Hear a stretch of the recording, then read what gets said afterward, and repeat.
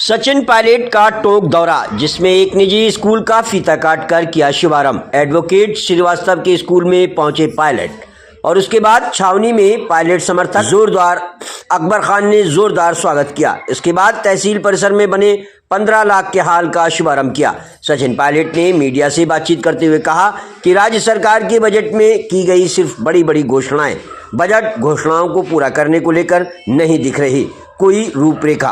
केंद्र और राज्य दोनों सरकारों के बजट आ गए, लेकिन इन बजट में महंगाई को कम करने के कोई उपाय ढूंढने की कोशिश भी नहीं की गई। आरसीपी के मुद्दे को सिर्फ चुनाव के समय उठाया।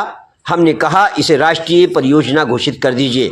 बिहार और आंध्र प्रदेश को अलग से बजट दे सकते हैं। हमारा बिहार और आंध्र प्रदेश के लोगों से कोई झगड़ा नहीं है, लेकिन सिर्फ 2 राज्यों को 1 लाख करोड़ रुपए का बजट दिया गया। कहा यह सरकार बचाऊ बजट है, बाकी राज्यों का हित छीन कर आप सिर्फ पॉलिटिक्स फायदा पूरा करने का काम कर रहे हैं। जनता ये सब समझ रही है। साथ ही कई शहरवासियों ने बिजली, पानी और सड़क, कब्रिस्तान की सड़क को लेकर सचिन पायलट को ज्ञापन सौंपा। इस दौरान सचिन पायलट ने पत्रकारों से रूबरू होते हुए क्या कहा, टोंक से क्यूपी न्यूज संवाददाता नासिर खान की रिपोर्ट। लोग तो चाहते हैं कि सदन के अंदर सार्थक चर्चा हो, लेकिन जब जनता से जुड़े मुद्दों को हम लोग या विपक्ष उठाते सदन के अंदर तो जो जवाब आते हैं सत्ता पक्ष के, वो संतोषजनक नहीं है। आज पूरे प्रदेश में त्राई है बिजली पानी और उसका संतोषजनक जवाब कोई मंत्री दे नहीं रहा। मुझे लगता है कि माननीय स्पीकर महोदय भी इस बात से संतुष्ट होंगे कि जिस प्रकार के सवाल होते हैं और जिस गहन अध्ययन के बाद सोच समझ के जो जवाब देने चाहिए वो सदन में आते नहीं हैं। चर्चा भी होती है तो जब आपने भाषण सुने हैं वो लिपापोती हो रही है। और जब डिमांड फॉर ग्रांट्स पर चर्चा हुई थी, सब लोगों ने भी बात रखी, मुख्यमंत्री ने लंबा भाषण दिया, लेकिन जो प्रदेश में 8 महीने में माहौल बन गया है वहाँ पर हम देख रहे हैं। अभी भी मैं देख रहा था कि जहाँ तक नौकरियों की बात है, सरकार ने बोला कि 4 लाख नौकरी देने के लिए संकल्पित है। अब संकल्प लेने से कुछ नहीं होगा, आपको तो नोटिफिकेशन जारी करना पड़ेगा और बच्चों को, लोगों को नौकरी देनी पड़ेंगी। तो पुरानी सरकार की जो नौकरियाँ थी उनको अपना बता के कर रहे हैं। मैं चाहता हूँ कि प्रदेश में जो लॉ एंड ऑर्डर है, जो बिजली पानी है, जो उम्मीद लोगों की थी इस सरकार से, उसको पूरा करना चाहिए।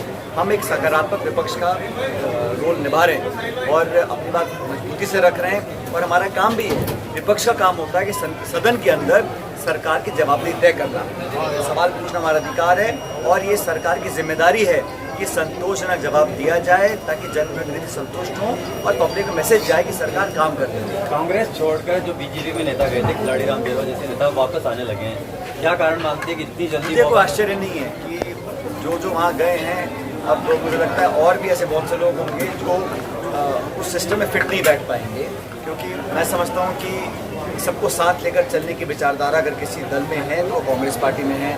सब वर्गों को, और जैसा राहुल गांधी सदन में बोल रहे हैं कि सब समाज, सब धर्म, सब जाति बिरादरी और सब पृष्ठभूमि के लोग अगर आगे आएंगे, उनकी गिनती होगी, हमें वास्तविकता पता पड़ेगी। और कांग्रेस पार्टी ने भी एक कमिटमेंट किया है। सबसे बड़ा कमिटमेंट तो ये था कि हम सेंसस कराएंगे, दूसरा कि किसानों को MSP के लिए हम कानून बनाएंगे।